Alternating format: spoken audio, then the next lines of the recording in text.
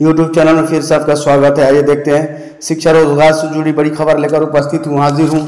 Channel को आपने subscribe नहीं किया तो सब्सक्राइब करके बेल आइकन वाली घंटी को दबा दीजिए ताकि नए नए नोटिफिकेशन आप तक पहुँचता रहे। नियोजित शिक्षकों के वेतन को 658 करोड़ की राशि जारी।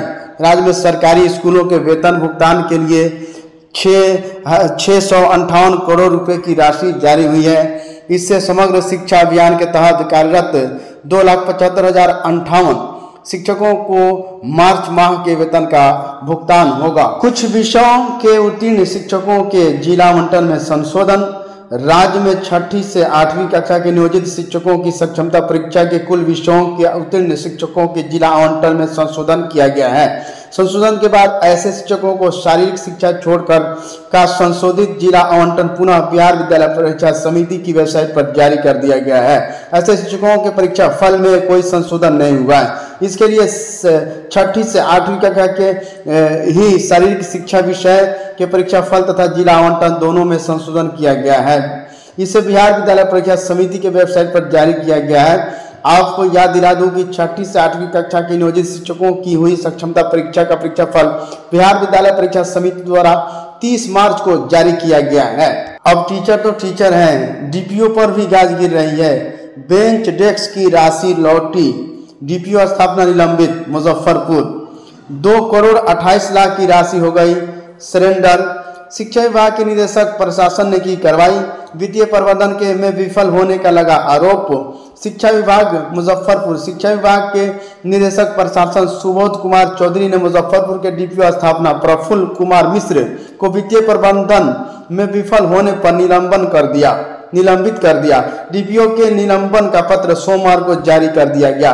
निदेशक प्रशासन ने अपने आदेश में कहा कि डीपीओ के काम की समीक्षा की गई थी। इसमें पाया गया कि CFMS से उपलब्ध कराई गई राशि का व्यय संतोषजनक नहीं हुआ।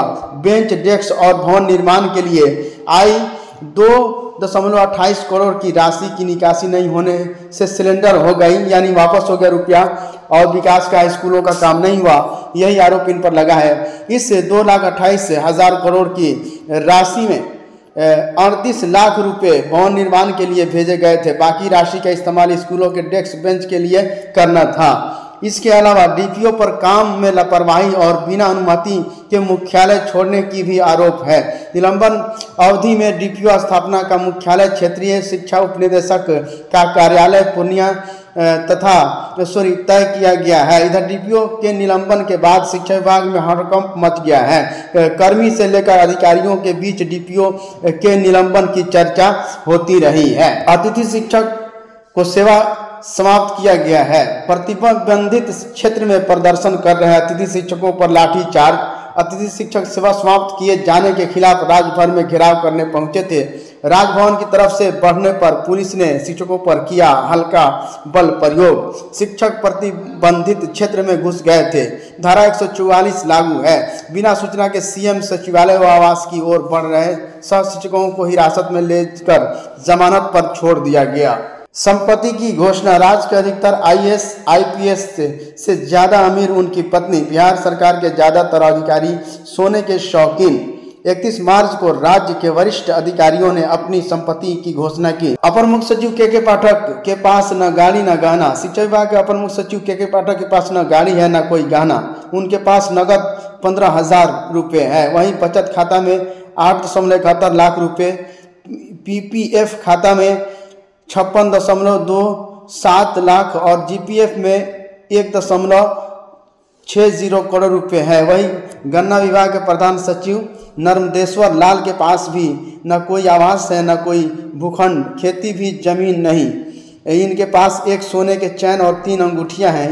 इसके अलावा 60 ग्राम का 5 सोने के सिक्के और 1 चांदी का सिक्का है। सूबे में सरकारी स्कूलों में विशेष कक्षाएं शुरू। 14 मई तक सरकारी स्कूलों में विशेष कक्षाएं चलेंगी। मिशन दक्ष के तहत 35 लाख बच्चों को पूर्व में पढ़ाया गया था। इसकी आगे में की कड़ी में विशेष कक्षाएं चलाई जा रही है। राज्य भर में सर्वे कर शुरू होगा मिशन दक्ष अभियान। शिक्षा विभाग ने निरीक्षण में पाया कि 8वीं कक्षा के कई ऐसे बच्चे हैं जो हिंदी का पाठ भी नहीं सही से पढ़ पाते, जोड़ घटाव करने में उन्हें दिक्कत आती है। इसी को देखते हुए मिशन दक्ष की शुरुआत की गई है। इसके पहले राज्य में शुरू हुआ था ताकि ऐसे बच्चे की पहचान की जा सके जो 25 लाख बच्चों को मिशन दक्ष में शामिल कर उन्हें हर दिन अलग अलग से पढ़ाई की व्यवस्था स्कूलों में की गई थी। हालांकि बाद में इस अभियान में 35 लाख बच्चों को शामिल किया गया।